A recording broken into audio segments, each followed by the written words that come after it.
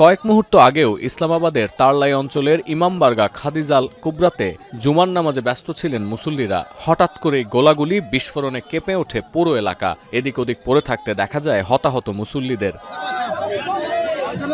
জিও নিউজের প্রতিবেদনে বলা হচ্ছে, ইমামবারগায়ের মূল গেট থেকে ভেতরের দরজাটির দূরত্ব অন্তত ৩০ মিটার। নামাজ চলাকালে এক অস্ত্রধারী ভেতরে প্রবেশ করতে গেলে পাহারাদাররা তাকে থামানোর চেষ্টা করেন।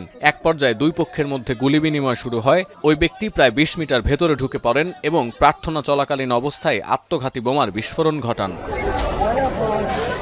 তীব্র বিস্ফোরণের সঙ্গে সঙ্গে মাটিতে লুটিয়ে পড়েন বহু মানুষ। তিনতলা ভবনের ক্ষতিগ্রস্ত অংশ, কাঁচের টুকরো ছড়িয়ে ছিটিয়ে পড়ে ইমামবাড়ার আশেপাশে। কিছু বোঝে ওঠার আগেই রণক্ষেত্রে পরিণত হয় পুরো এলাকা।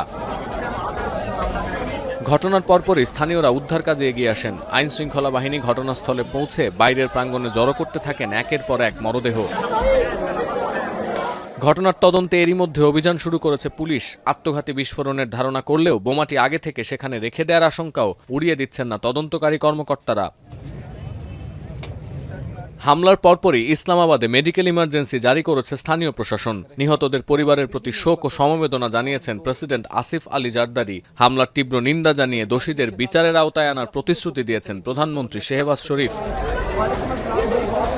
এমন একটা সময়ে হামলা হলো যখন 2 দিনের সফরে পাকিস্তানে অবস্থান করছেন উজবেকিস্তানের প্রেসিডেন্ট। আর বেলুচিস্তানে বিচ্ছিন্নতাবাদীদের সিরিজ বোমা হামলার রেশ এখনও কাটেনি। সেখানে হামলার পর সেনাবাহিনীর সন্ত্রাসবাদ বিরোধী অভিযানে প্রাণ গেছে 250-র বেশি বিচ্ছিন্নতাবাদীর। সতীর্থ কর্মকার, এখন বিশ্ব।